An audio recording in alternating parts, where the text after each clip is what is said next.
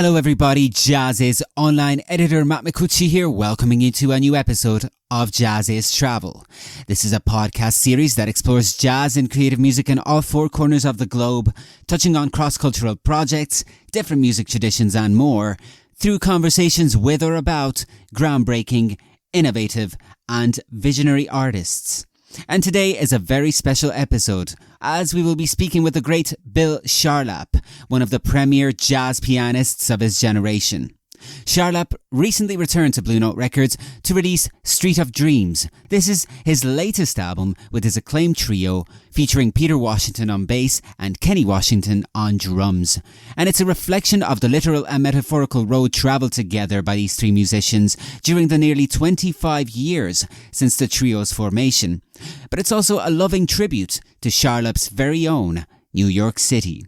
But our conversation together will also cover many more topics. Among them, Jazz in July, the Quintessential New York City Summer Jazz Festival, which is under his artistic direction and that will run over the course of 4 nights in the last 2 weeks of July at New York's 92Y.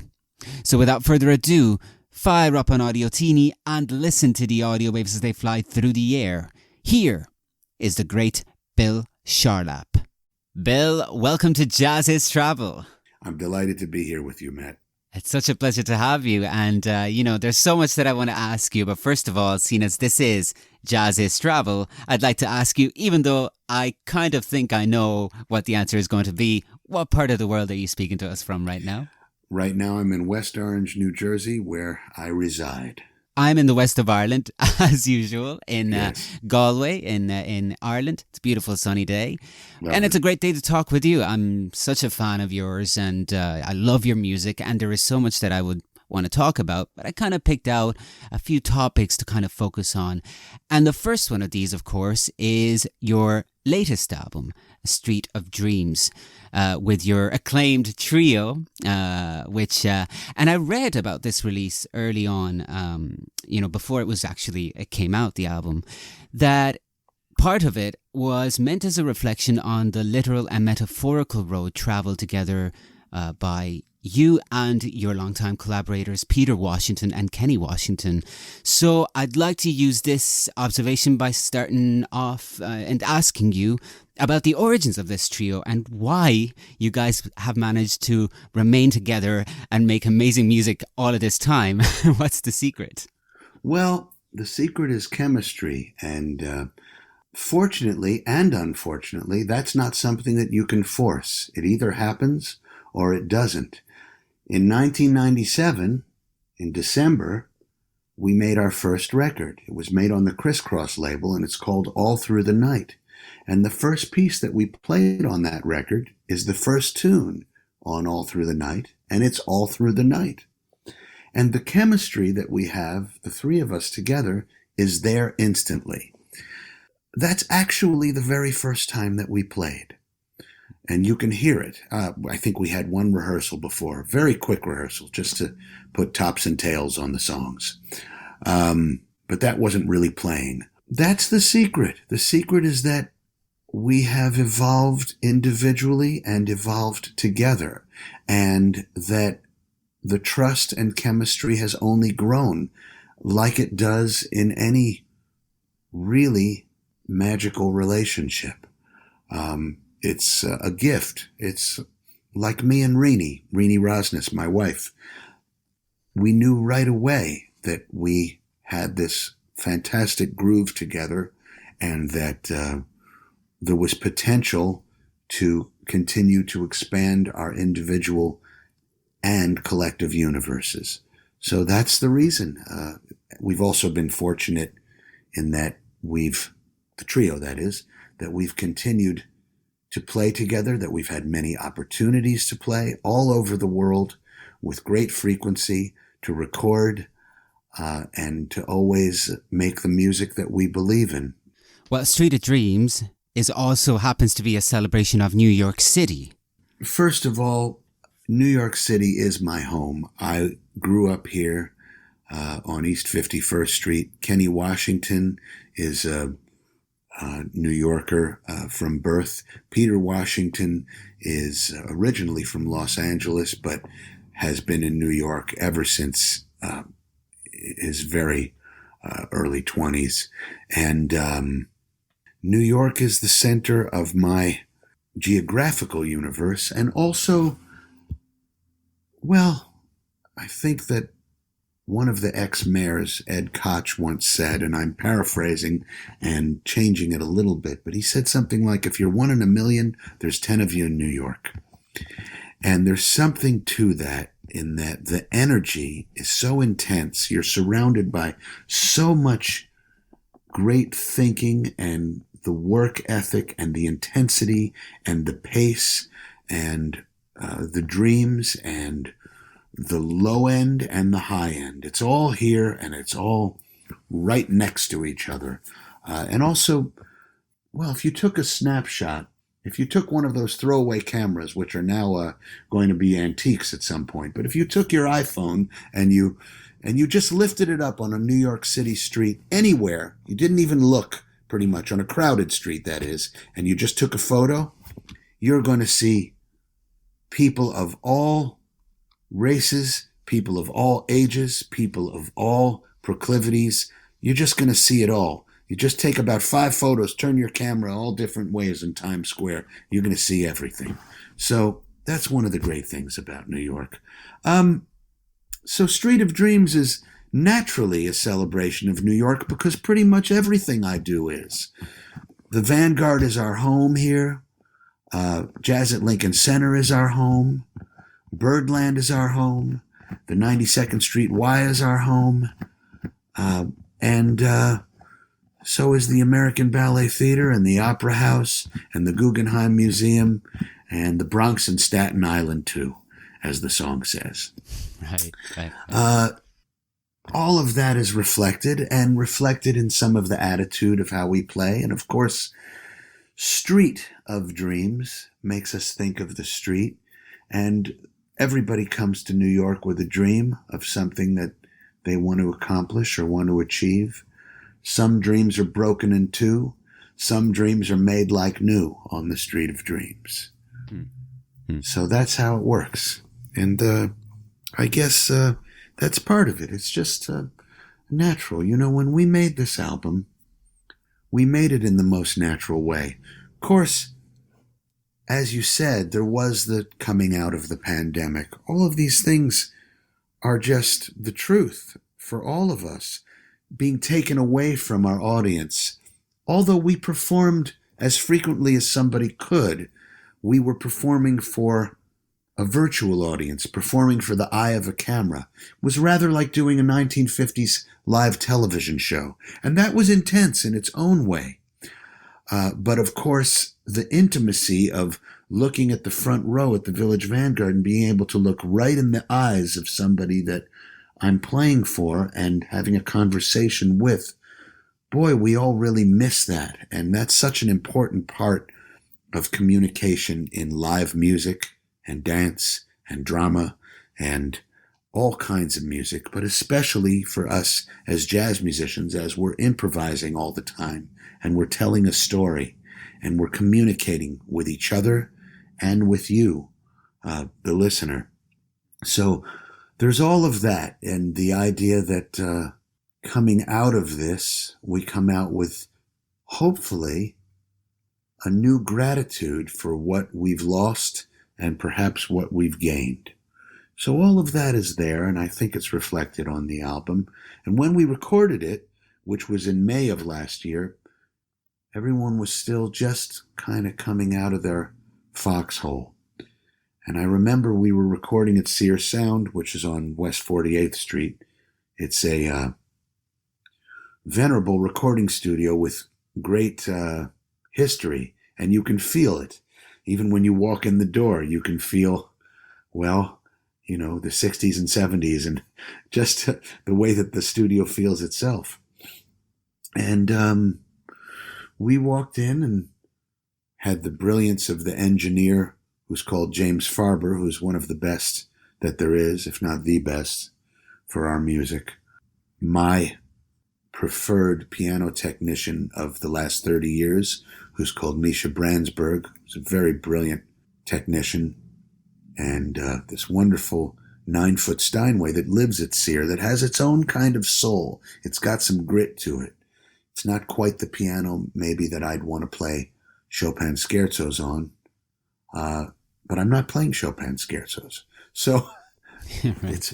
it's got a certain kind of bite. It's got something that really is wonderful as a jazz instrument, because it sings and it can also be a drummer. And everybody's got to be a drummer and a singer at the same time.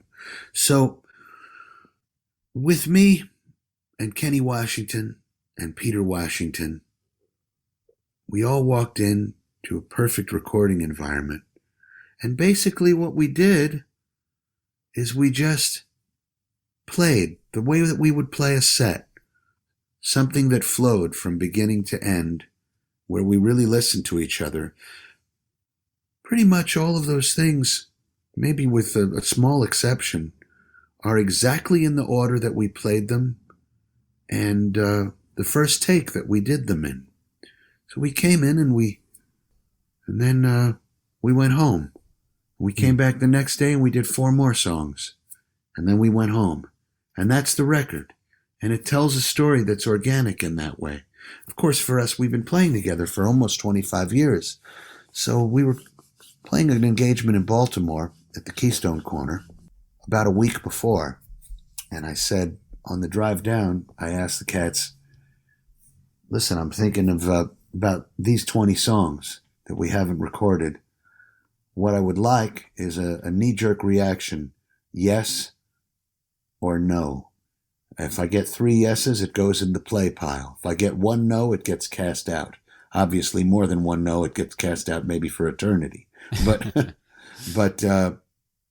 let's see. And so I said, this one, yes, this one, yes, this one, no, this one, no, no, this one, yes. And when I had a nice mixture of things that I felt could flow in terms of what they expressed emotionally, what they would do for the rhythm section, the key centers, the composers represented, the different vibes, the different times that they're taken from, what we could do with them,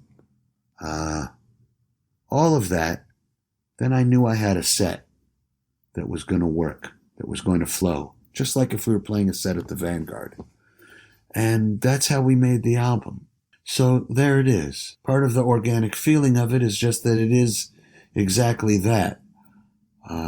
It's a balance that we've been able to achieve from thinking about all of the nuance, but using our instinct to guide us. Well, speaking of Street of Dreams and the organic feeling, I feel it's a natural album to be coming out also on Blue Note, and it renews your collaboration with this label. Well, that's true. Long-standing partnership of yours. You have recorded many standout albums, and one of them that I wanted to bring up is one from 2004. You can probably tell which one I will be bringing up, right? Yes, I can. Somewhere. I see a red. I see a red cover and a fire escape. Somewhere, the songs of Leonard Bernstein. Yes. Another album, of course, of yours that I love. Bernstein is also a composer whose musical legacy you have celebrated in the past, continue to celebrate to this day, and will continue to celebrate, I think. Yes. And I simply wanted to ask you, in bringing up his name, do you feel a particular connection with him and his works? Well, certainly. There's so many things about Leonard Bernstein's work that speak to me, and not just to me, but to the whole world. But particularly, Bernstein is such an interesting and important, iconic figure in American music, in theater music, as a great maestro, as a teacher. He's emblematic of New York, although he's from Massachusetts originally, but he's a stone-cold New Yorker, ultimately.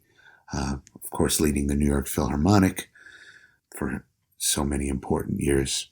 Bernstein, the theater composer, many of his most important theater works or ballet works, everything from Fancy Free to Wonderful Town to On the Town to West Side Story, well, they're all taking place in on the town, and the town we're talking about is essentially Manhattan, and different perspectives on that postage stamp on the earth, that very important postage stamp.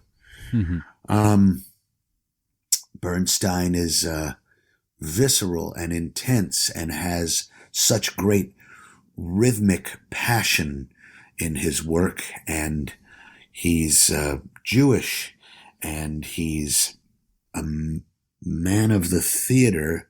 There's such great drama in everything he did, whether it was conducting the Seventh Symphony of Beethoven or writing the Cool Fugue, all of the things that are there. But interestingly, Bernstein, as a theater composer, in a way comes from the other side of the tracks, in the sense that he wrote symphonic music and classical music before he was a theater composer. And his music is very through composed. It's more than a blueprint. You know, if you're dealing with a Richard Rodgers song, you're also dealing with the way that the song exists. For instance, Rodgers and Hammerstein's The King and I is also the arranging of Robert Russell Bennett. It's all of those things together. With Bernstein, it's beyond the blueprint. It's the sound of not just boy, boy, crazy boy, but it's boy, bump, crazy boy, bump, stay cool, boy, bump, be-do, bump. All of that stuff is written into the score. And of course, it's natural for us as jazz musicians. Kenny Washington immediately orchestrated all of that at the trap set, a uniquely American instrument that fuses the African-American elements and all of the American elements together. And Peter orchestrates from a completely informed jazz perspective the bass lines that he plays. And especially when they get to swinging on the music and we start improvising on the structure.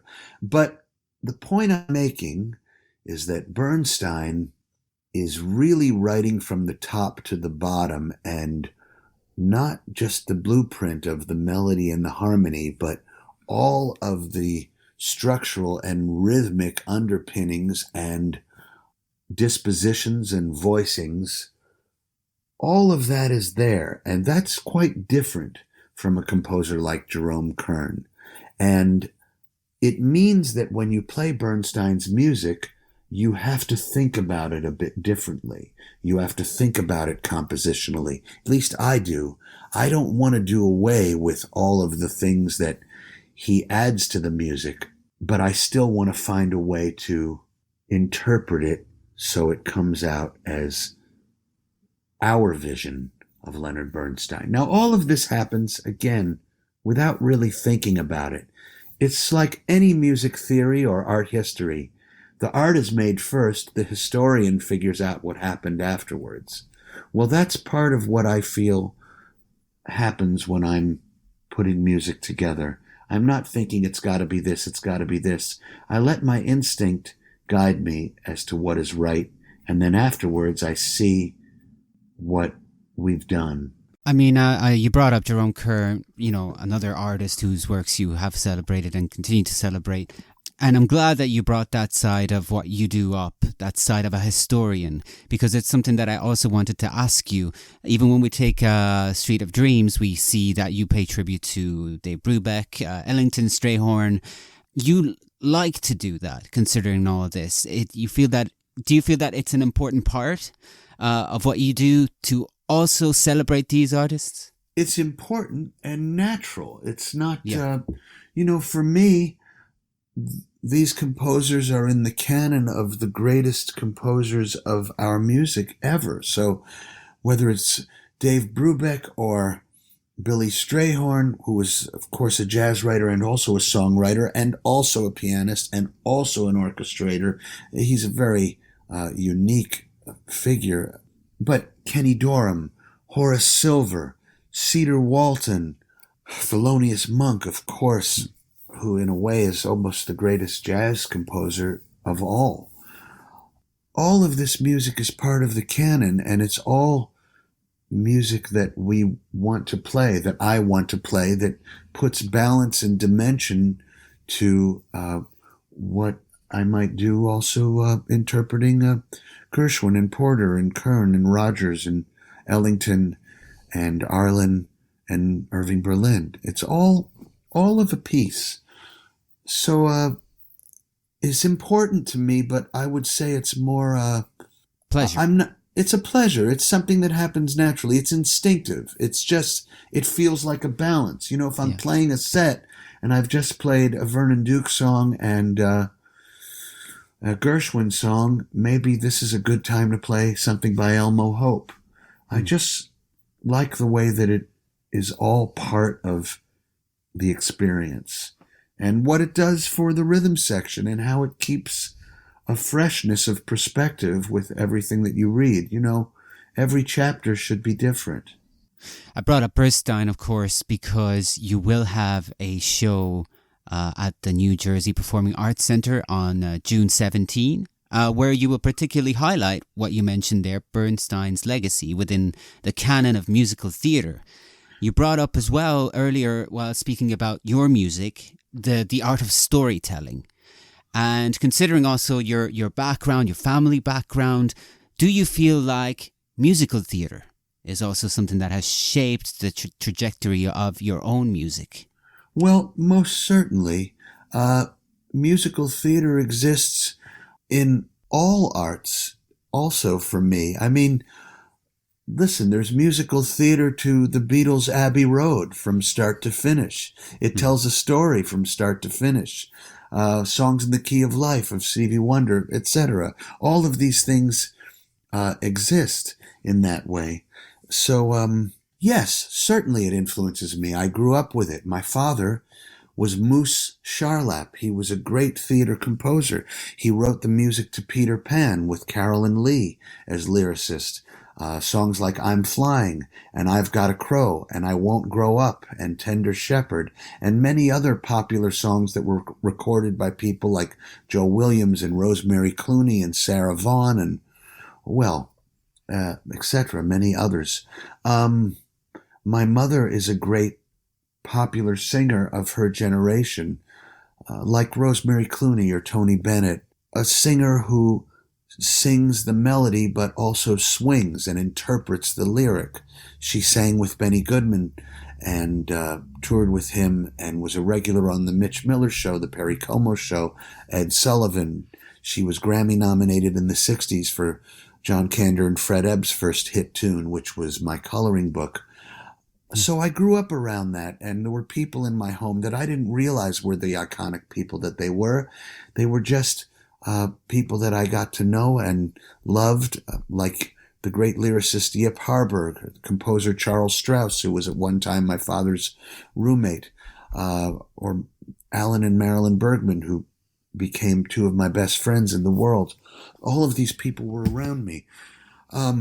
What's exciting about this concert of Bernstein's music, besides playing with Kenny Washington and Peter Washington and playing music from Candide and Fancy Free and West Side Story and On the Town and Wonderful Town, is that I will also be in conversation with Jamie Bernstein, who is Leonard Bernstein's daughter, and of course one of his daughters, and she has the unique perspective, of course, that could only come from being, as she has called herself in the title of her book, famous father girl. It will be wonderful to talk about Bernstein and to hear her insight and to get that singular perspective. Yeah. And it will be moderated by the great theater historian Ted Chapin, who's a very knowledgeable and erudite person about this music. So I look forward to that. It'll be kind of a special one-time only event in that way. And it will be wonderful to get back to Bernstein's music. Absolutely. Sounds absolutely fascinating. And Bill, there's so much that I would love to ask you, but I also want to know about another major event that will be coming up soon. Because among the many things that you do, you are the artistic director of Jazz in July, the Quintessential New York City Summer Jazz Festival. Can you tell me a bit more about it and what will be happening over the course of its 4 nights? Well, first of all, Jazz in July is a series that happens at 92Y New York, and that is at 92nd Street and Lexington Avenue. And the 92nd Street Y is a great cultural institution. There are classes and lectures and classical music and theater music and iconic figures from all over the intellectual world, and the Jazz in July series, which has existed now for, well, it's going to be coming up in a few years on it's almost 40 years old. It was under the directorship of one of my greatest mentors, the great pianist Dick Hyman, for 20 years, and this is my 17th year as artistic director. And it's in a beautiful theater at the Kaufman Concert Hall. It's about 1,000 seats. I remember playing there with Jerry Mulligan many years ago, where he said that it was his favorite hall in New York City. And it has a beautiful acoustic sound. It's all wood and it reverberates beautifully. It's just kind of a perfect theater to hear our music. And the festival itself over the years has celebrated so many iconic figures of the music. People who've performed on stage during my tenure have included, Barry Harris and Cedar Walton and Hank Jones and James Moody and Jim Hall and Wynton Marsalis and Tom Harrell and Cecile McLaurin-Salvant, Diane Reeves, Kurt Elling, just so many great artists. And this year we have 4 concerts, and I couldn't be more excited about them. They're all with musicians who I admire so much, and they're all once-in-a-lifetime concerts and combinations of these musicians. None of these musicians have ever played together in these contexts exactly. And I'll tell you what's going on and what's happening. All of the concerts happen at 7:30 p.m. They're all at 92nd Street Y at Lexington Avenue, and they are all in the last 2 weeks of July. There are 4 concerts, Tuesdays and Thursdays, and Tuesday and Thursday and Tuesday and Thursday. Here's the first one. It's Tuesday, July 19th, and that's Joshua Redmond, one of the most iconic and important tenor saxophonists alive today, playing with my trio. This is the first time we've ever played together with Joshua Redmond. He had come to me, we had seen each other, I think, at Lincoln Center close to, it must have been about 10 years ago. He said, "I'd love to play with your trio sometime." And I gave him a call and said, "Well, how about we do it this summer?" And he said that would be wonderful, that he'd love to do it. And I'm just delighted that we can do this together. And we look forward to playing with Joshua. So it's Joshua Redmond and the Bill Charlap Trio on Tuesday, July 19th. On Thursday, July 21st, we're going to celebrate, I guess it's basically 3 generations of jazz piano. 2 of my very favorite players in the world today, one who I think is the premier jazz pianist alive today, and that's Kenny Barron. I can't say enough about Kenny Barron. He is a force in the music, and I would go anywhere in the world that he was playing to hear him play. I just love his musicianship so much. He's such a profound jazz musician and such a unique, innovative, an individual player. So he will be on the concert. I'll be on the concert. And also younger Aaron Deal. I say younger now because Aaron's in his 30s now, but we all just keep going up the totem pole, and that's how it goes. I'm 55. Aaron's in his 30s. I suppose Mr. Barron is probably, he may be somewhere in area 70 right now. In any event, he's as vital and visceral as ever, even more so.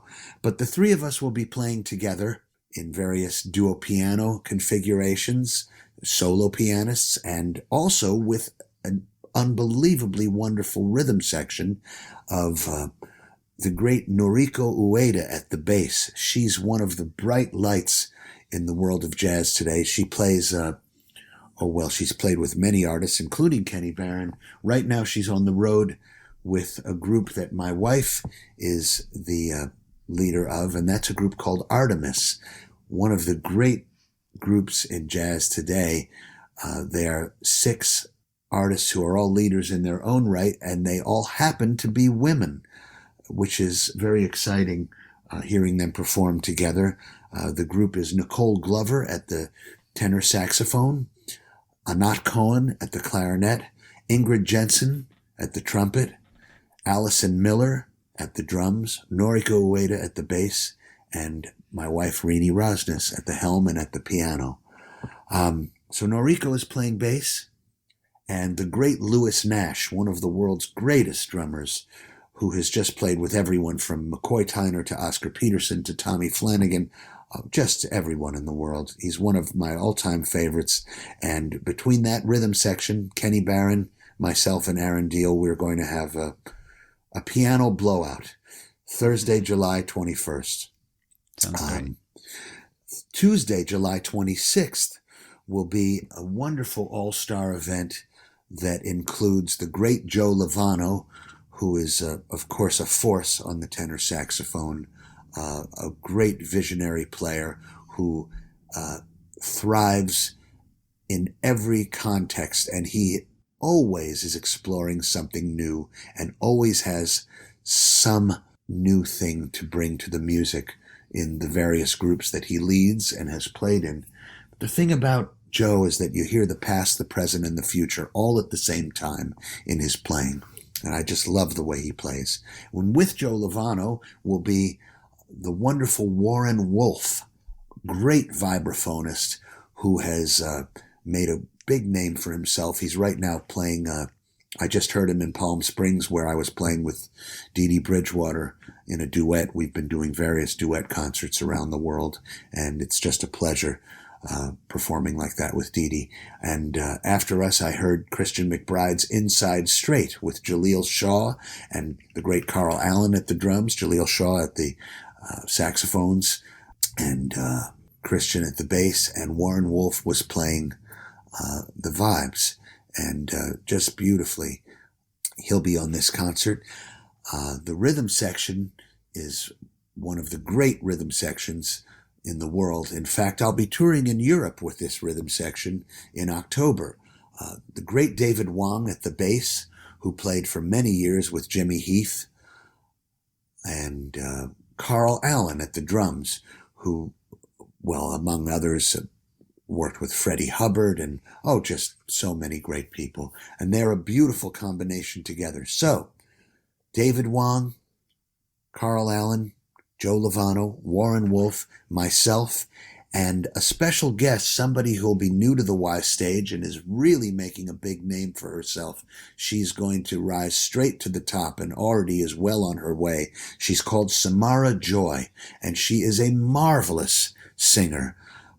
Really a truly natural and beautiful instrument that she has, and her interpretive gifts are expanding all the time. I love to hear her sing, and I can't wait to perform with her in this very special aggregate of musicians. And finally, our last concert on Thursday, July 28th, will feature 2 of the greatest virtuoso improvisers who have such a visceral feeling in their playing. They are one of my all-time heroes, the great Mike Stern at the guitar, who has an intensity and passion and linear language and sound that is absolutely unique to him. But don't ask me, ask Miles Davis, who hired him right away when he made his mark again in the world, all across the entire constellation of the universe, when he came back on the scene after a 7-year hiatus with the album Man with the Horn. And the first piece on there was Fat Time, named for Mike Stern, who, after, by the way, losing quite a bit of weight, Miles started to call him just Time. And that's one thing that Mike has, the most perfect time. And man, Mike played a solo on there that was just the shot heard around the world. It was almost like Eric Clapton and B.B. King meet Bud Powell, and it was the linear language of bebop along with the striking sound of Jimi Hendrix, all of it going together, really fantastic. And Mike plays beautiful and elegant interpretations of American popular songs too. Songs like Someone in Love and There Is No Greater Love and Horace Silver's Peace, and all of these things are emblematic of his repertoire. Just beautiful things that he plays. With Mike Stern is, I think, the greatest virtuoso saxophonist possibly of all time in terms of his playing of the instrument, and that's the great Chris Potter. The saxophone seems to be a toy to him. It's just, his virtuosity is mind-boggling. It's overwhelming, but it's not just the virtuosity that he plays. The alto, the tenor, well, the tenor is his main voice, although he plays beautiful alto too. But the tenor and the soprano saxophone, he is just one of the great interpreters of the music.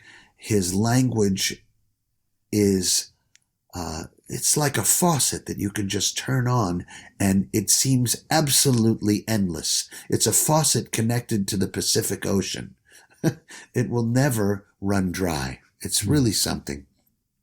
And between Chris Potter and Mike Stern and the intensity of the rhythm section that consists of the great Bill Stewart at the drums, one of the truly giant drummers in the world, who has put together everything from Jack DeJohnette to Billy Higgins in his playing and more, and has a sound and a style and an identity that is 100% original and all of his own, the way that he stands on the giants.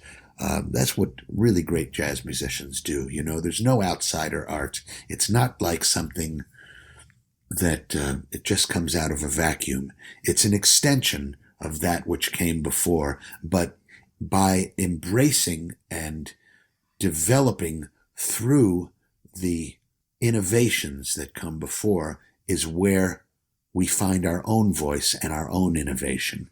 And that's always been the case, Without Teddy Wilson, there'd be no Bud Powell. Without Bud Powell, no Bill Evans. Without Bill Evans, no Herbie Hancock, and et cetera, and et cetera. That's how it works.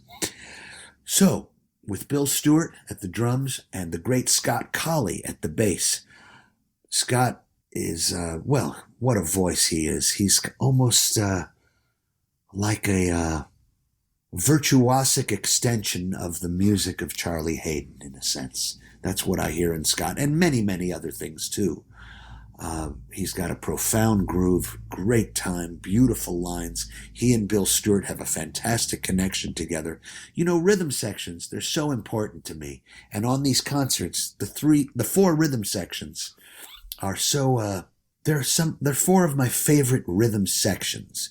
Kenny Washington and Peter Washington, Noriko Ueda and Lewis Nash, David Wong and Carl Allen, Scott Colley and Bill Stewart. They're just incredible combinations. So along with that concert, all of them, of course, I'll be playing on. So I'll be with Mike Stern, Chris Potter, Scott, and Bill. We are also adding to this concert a new voice in the music. She's being recognized by just about everybody these days. She's just joined another group of Christian McBrides.